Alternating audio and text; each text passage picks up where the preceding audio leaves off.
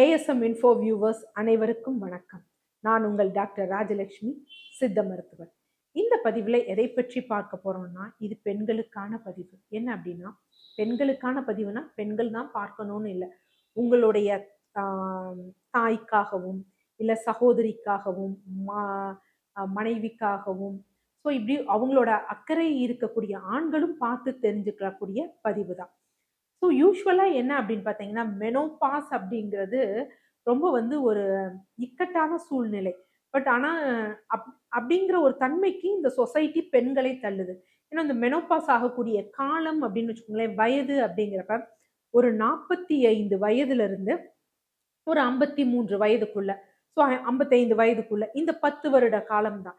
இந்த 10 வருட காலம் அப்படிங்கிறது இந்த பெண்களுக்கு ஒரு போராட்ட காலமாக இந்த சமுதாயம் தள்ளப்படுது. ஏன்னா இந்த காலத்துல தான் பசங்களோட படிப்பு, அதற்குரிய பொருள் செலவு, கடன் சுமை இதெல்லாம் இருக்கும். அது ஒரு பக்கம் தள்ளணும். அதே மாதிரி திருமணமாகி அவங்களுக்கு குழந்தை பிறப்பு இருந்ததுன்னா அவங்கள டேக் கேர் பண்ணணும். அந்த மாதிரி ஒரு விஷயம். அடுத்து என்ன அப்படின்னு பார்த்தீங்கன்னா, வீட்டில் வயது முதிர்ந்தவர்கள் இருப்பாங்க, அவங்களையும் கைட் பண்ணணும். ஸோ இந்த மாதிரி எல்லாரையும் பார்க்கும் பொழுது அவங்கள அவங்க கவனிச்சுக்கவும், அவங்கள அவங்க முழுமையா உணர்ந்து கொள்ளவும் டைம் அவங்களுக்கு இருக்காது. ஸோ அவங்க உடம்புல ஒரு ஹார்மோன்ஸ்ல மாற்றம் ஏற்படுதுங்கிறத அவங்களும் அவங்க உணர மாட்டாங்க. அவங்கள உணர்றதுக்கும் அவங்கள சுத்தி இருக்கிறவங்க அவங்களுக்கு டைம் கொடுக்க மாட்டாங்க. யூசுவலா இந்த நேரத்துல என்ன ஆகும் அப்படின்னு பார்த்தீங்கன்னா, மெனோபாஸ் ஆகும் பொழுது பெண்களுக்குரிய அந்த ஈஸ்ட்ரோஜன், ப்ரோஜெஸ்ட்ரான் ஹார்மோன்ஸ் எல்லாமே கீழே போகும். ஃபாலிக்கல் ஸ்டிமுலேட்டிங் ஹார்மோன்ஸ் எல்லாம் கீழே போகும். ஸோ கீழே போகும் பொழுது என்ன ஆகும்னா, அவங்களுடைய மாதவிடாய்ங்கிறது சீரா இருக்காது. ஸோ என்ன அப்படின்னா, திடீர்னு வர்றது இப்பதான் வரும், அப்பதான் வரும் அப்படிங்கிறது சொல்ல முடியாது. திடீர்னு வந்தா நிறைய போற மாதிரி இருக்கும். இதுல எது நார்மல், எது அப்நார்மல் அப்படிங்கிறது அவங்களால புரிந்து கொள்ளவே முடியாது. இது இல்லாம பாத்தீங்கன்னா, உடலில் இன்னும் சில மாற்றங்கள், புறத்தோற்றத்துல மாற்றங்கள். ஸோ ஸ்கின் பார்த்தீங்க அப்படின்னா கொஞ்சம் சாகிங் ஆகிறது, தசைகள் தளர்ந்து போறது, அங்கங்க திரண்டு இருக்கிற மாதிரி இருக்கிறது, முடி உதிர்தல். ஸோ இந்த மாதிரி விஷயங்கள் இருக்கும். ஒரு பிசிக்கல் ஆக்டிவிட்டி எடுத்து அவங்களையும் பார்த்து கொள்ள முடியாது. ஸோ ஆனா இந்த இடத்துல அவங்க இந்த உலகத்துல, அதாவது எப்படி ஒரு தோப்புல இருந்தாலும் ஒவ்வொரு மரமும் தனி மரமோ, அதே மாதிரி இந்த சொசைட்டில, இந்த உலகத்துல எல்லாருமே ஒரு இண்டிவிஜுவல் மெம்பர்ஸ் தான். நம்ம தனியா வந்தோம், தனியா போறோம். ஸோ இருக்கும் வரைக்கும் என்ன அப்படின்னு பார்த்தீங்கன்னா, நம்ம ரோலை ப்ராப்பரா ப்ளே பண்ணிட்டு போகணும். ஸோ நாமும் யாருக்கும் பாரமாயிடக்கூடாது, நமக்கும் நாமே பாரமாயிடக்கூடாது. அது ரொம்ப முக்கியமான விஷயம். அதை மைண்ட்ல வச்சுக்கணும். எல்லாரையும் பார்த்தீங்கன்னா பிளேம் பண்றது, இப்படி பண்றது, அப்படி பண்றாங்க, இவங்க என்ன பார்க்க மாட்டேங்கிறாங்க, அவங்க என்ன பார்க்க மாட்டேங்கிறாங்கன்னு பிளேம் பண்ணாம நம்மளை நம்ம பார்த்துக்கணும் அப்படிங்கிறத முதல் நிலையா தெரிஞ்சுக்கணும். ஆக்சுவலா நான் ஸ்கூல் படிக்கும் பொழுது எங்களுடைய ஆசிரியர், நான் அப்ப சின்ன பொண்ணா இருப்பேன், அப்ப அந்த ஆசிரியர் சொல்லுவாங்க, 40 வயசு ஆனாலே நாய் புத்தி அப்படின்னு.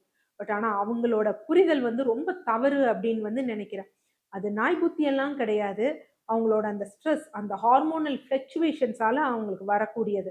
ஆனா ஒரு முக்கியமான விஷயம் புரிஞ்சுக்கணும். என்ன அப்படின்னா, நம்ம குழந்தையா இருக்கிறப்ப எப்படி துள்ளி குதிச்சு திரிஞ்சு ஓடி ஆடணுமோ, அதே அது நமக்கு அவ்வளவு முடிஞ்சுறது கிடையாது. இப்ப இந்த மெனோபாஸ் ஆன பிறகு திரும்பவும் நமக்கு அப்படி ஒரு வாழ்க்கை இருக்கு அப்படிங்கிறத ஒவ்வொரு பெண்ணும் உணர வேண்டும். நமக்குன்னு ஒரு வாழ்க்கை இருக்கு, நம்ம அதை ஒரு சிறப்பா வாழ்கணும் அப்படிங்கிறத உணரணும். ஸோ திருப்பி என்ன பண்ணணும் அப்படின்னா, ஓடி ஆடி விளையாடணும். என்ன ஓடி ஆடி விளையாட முடியுமானா முடியும். இன்றைக்கு நிறைய பெண்கள் நம்ம சென்னை வீதிகள்ல பார்க்குறோம். அந்த 50, 55 வயது இருக்கக்கூடிய பெண்கள் என்ன பண்றாங்கன்னா, ஜாகிங் போறாங்க, குரூப்பா போறாங்க. ஸோ இன்னைக்கு மைண்ட் செட் மாறி இருக்கு. ஆனா இன்னமும் என்ன அப்படின்னு பார்த்தீங்கன்னா, ஒரு செட் ஆஃப் பீப்புள் பெண்களை அமுக்கி வைக்கிறதுலயே குறியா இருக்காங்க. அவங்கள தன்னா செல்ஃப் ரியலைஸ் பண்ண விடுறதில்ல. ஸோ முதல் விஷயம், இந்த மெனோபாஸ் ஸ்டேஜ்ல இருக்கக்கூடிய பெண்கள் தெரிஞ்சுக்கிறது என்ன அப்படின்னா, எனக்காக நான் வாழணும், ஆரோக்கியமாக வாழணும், இண்டிவிஜுவாலிட்டி ரொம்ப முக்கியம் அப்படிங்கிறத தெரிஞ்சுக்கணும். அடுத்து ஹார்மோன்ஸ். ஸோ இந்த நேரத்துல அவங்களுக்கு என்ன தோணும் அப்படின்னு பார்த்தீங்கன்னா, யூஸ்வலா பார்த்தீங்கன்னா, ஒரு மாதிரி ரொம்ப வியர்க்கிற மாதிரி இருக்கும். தொடை இடுக்குகள்ல தசைகள்லாம் தளர்வடைகிற மாதிரி இருக்கும். இது மெனோபாஸ் காலங்கள்ல யூசுவலா நடக்கக்கூடிய ஒரு விஷயம் தான்.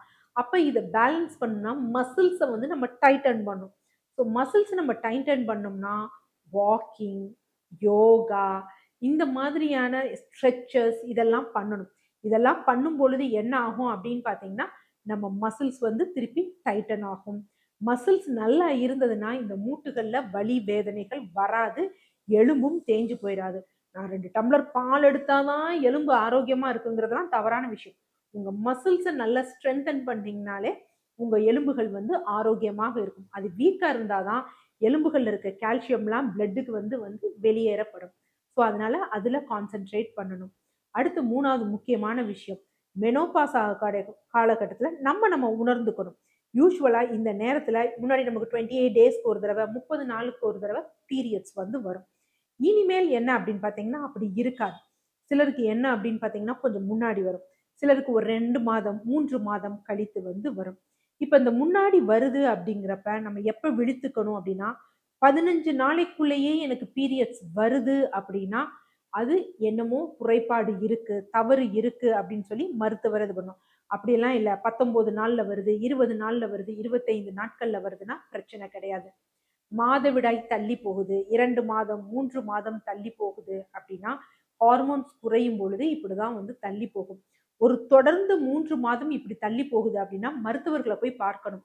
பார்த்துட்டு, இல்ல உங்க ஹார்மோன்ஸ் வந்து குறைய ஆரம்பிக்குது. கர்ப்பப்பையில கட்டிகள் எதுவும் இல்லைன்னா, பயப்பட வேண்டிய அவசியம் இல்ல. 1 வருஷத்துக்கு நம்ம அப்படியே வந்து இது பண்ணலாம். இல்ல அங்க போய் பார்த்து ஏதாவது பிரச்சனைன்னா, உரியது வந்து எடுக்கணும். அடுத்து மாதவிடாயின் உதிரப்போக்கு நாட்கள். சில பேர் 1 நாள் இருக்கும், 2 நாள் இருக்கும், இதா இருக்கும் அப்படின்னு சொல்லுவாங்க. அதெல்லாம் ஒண்ணும் பயப்பட வேண்டாம். ஆனா, உதிரப்போக்கு அதிகமாக இருக்கு. 7 நாட்களையும் தாண்டி அதிகமாக உதிரப்போக்கு இருக்கு. ஒரு நாளைக்கு 4 பேடுக்கு மேல வைக்கிறோம் அப்படின்னா, அதுவும் நார்மல் கிடையாது. அப்நார்மல். ஸோ மருத்துவர்கள பார்த்து இது ஏன் இருக்கு? வேற ஏதாவது காரணம் இருக்கா? கருப்பை அகப்படலம் பிரச்சனைகள் இருக்கா? அப்படிங்கிறத வந்து பார்க்கணும். மாதவிடாயின் போது தீராத வலி இருக்கு அப்படின்னா பார்க்கணும். இது இல்லாம மற்றதெல்லாம் இருந்ததுன்னா ஒண்ணும் பிரச்சனை கிடையாது. நம்ம ஆரோக்கியமாக வந்து நம்ம மெனோபாஸ் காலத்த வந்து மெனோபாஸ நோக்கி நகர்ந்து ஃப்ரீயா வந்து இது பண்ணலாம். அடுத்து ரொம்ப முக்கியமான விஷயம் என்ன அப்படின்னா, இந்த நேரத்துல நார்மலாவே பெண்களுக்கு மலச்சிக்கல் வந்து இருக்கும். ஸோ மலச்சிக்கல் ஏற்படாமல் வந்து பார்த்துக்கணும். அப்ப வந்து என்னன்னா, காய்கறி, பழங்கள் தங்களோட உணவுகள்ல எடுத்துக்கணும். நிறைய நுண்சத்துக்கள் கிடைக்கிறத இது பண்ணிக்கணும். புரோட்டீன் போதுமான அளவு எடுத்துக்கணும். ஏன்னா, வீட்ல எல்லாரும் சாப்பிட்டு ஏது மீதமாயிருக்கோ, அத சாப்பிடுற பழக்கம் நம் இந்திய பெண்களிடம் அதிகமாக இருக்கு. ஸோ நம்ம வயிறையே நம்ம என்ன பண்ணுவோம், குப்பை தொட்டியா போட்டு போட்டு நம்ம நோய்கள வந்து வரவழைத்துக்கிற பழக்கமும் நம்மிடம் இருக்கு. அது இப்படி இல்லாம ஒரு ப்ராப்பரான ஃபுட்ட உங்க ஃபுட்ல போதுமான அளவு புரதம் இருக்கணும். நல்ல ஆரோக்கியமான கொழுப்பு குறைந்த அளவு இருக்கணும். மாவுச்சத்த கொஞ்சம் கம்மியா வந்து எடுத்துக்கோங்க. அந்த மாவுச்சத்தும் பட்டை தீட்டப்படாத ஆரோக்கியமான மாவுச்சத்து இருக்கணும். காய்கறி, பழங்கள். ஸோ இந்த மாரி ஒண்ணு இருக்கிறத வந்து ஃபாலோ பண்ணும். எப்ப பாரு நான் வேலை செய்றேன்னு சொல்லி காஃபி, டீ அதிகமா வந்து எடுத்துக்கிறது. சாயந்திரம் ஆனா இன்னைக்கு ஸ்நாக்ஸ் எடுக்கிறது. ஏதோ ஒரு பஜ்ஜி, வடை, போண்டா, பிஸ்கட் இத வந்து சாயந்திரம் ஒரு வழக்கமா வச்சிருக்காங்க. இதுவரைக்கும் வாழ்க்கையில் நம்ம தப்பு செஞ்சுட்டோம். இனிமேல் நம்மளுடைய காலத்த வந்து நம்ம நிம்மதியா வாழணும். மருத்துவமனைக்கு சென்று கழிக்கக் கூடாது அப்படின்னா, இந்த உணவு பழக்கத்தெல்லாம் நம்ம விட்டுறணும். அது ரொம்ப முக்கியம்.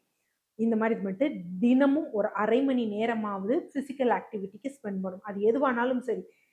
டான்ஸ் ஆடுறீங்களா? வாக்கிங் போறீங்களா? இல்ல யோகா பண்றீங்களா? ஏதோ ஒரு ஆக்டிவிட்டீஸ் வந்து பண்ணுங்க. டெய்லி 1/2 அன் ஹவர் வந்து இருக்கணும். அடுத்து என்னன்னா, இந்த நேரத்துல ஸ்கின் எல்லாம் கொஞ்சம் சாகிங் ஆக ஆரம்பிக்கும். இங்க பண்ணக்கூடிய தவறு என்னன்னா, மாற்றத்தால் ஆயது உலகம். இவ்ளோ நாள் நம்மள ஒரு இது வச்சிருந்த ஹார்மோன்ஸ். அதுதான் நம்மள இப்படி இருந்தது. ஸோ அத ஏற்புடையதா எடுத்துக்கிட்டதும், எடுக்காததும் அவங்களோட விஷயம். இன்னைக்கு நமக்கு பெருந்திரையில நமக்கு தெரியிறவங்க எல்லாமே நெறைய பேர் மேக்கப்ஸ் போட்டுக்குவாங்க. ஸோ அதுக்கெல்லாம் வந்து சில இன்ஜெக்ஷன்ஸ் இந்த மாரிலாம் போட்டுக்குவாங்க. சில பேருக்கு பரம்பரை ரீதியாகவே அவங்க குடும்பத்துல வந்து ஸ்கின் வந்து நல்லா இருக்கும். ஆரோக்கியமா கொலாஜன் நல்லா இருக்கக்கூடிய உணவ இயற்கையில வந்து எடுத்துக்குவோம். நம்ம வயதுக்கேற்றவாறு பரவால்ல நான் இதெல்லாம் மாறி இருந்தா பரவால்ல. மனதளவிலும், உடல் அளவிலும் நான் இளமையாக இருக்கிறேன் அப்படின்னு நம்ம செயல்பட்டோம் அப்படின்னா, இதெல்லாம் ஒரு பெரிய விஷயமா இருக்காது. "ஐயய்யோ! முடி நரைச்சு போச்சே! ஐயய்யோ! என் ஸ்கின் சுருங்கி போச்சே! அப்படின்னு என் நகம் இப்படி இருக்கே!" நகம் வந்து கொஞ்சம் சேஞ்சஸ் ஆகும். கொஞ்சம் லைட்டா வந்து என்ன இதாகுமே தவிர, அந்த ஒரு ஷைனிங் இருக்காது. பட் அதெல்லாம் ஒரு பெரிய விஷயமா நம்ம வச்சுக்க கூடாது. நம்ம எலும்பையும், நம்ம தசைகளும், நம்ம உள்ளுறுப்புகளும், நம்மளோட மெட்டபாலிசமும் சீரா இருக்கணும் அப்படிங்கிறதுல மட்டும் தான் நாம கவனமா இருக்கணும். அப்படி கவனமா இருந்தோம் அப்படின்னா, நம்மளுடைய எண்ணமும், பார்வையும் எப்படி இருக்கும் அப்படின்னு பார்த்தீங்கன்னா, தெளிவாக இருக்கும். ஸோ அதனால இந்த மாரி ஒரு டயட் பிளானிங்கையும், இந்த மாரி ஒரு லைஃப் ஸ்டைலையும் வாழ்ந்தோம் அப்படின்னா, ஒவ்வொரு பெண்களும் என்ன அப்படின்னு பார்த்தீங்கன்னா, 60யும் கடந்து ஒரு சாதிக்கும் பெண்களாக விளங்குவார்கள். நன்றி.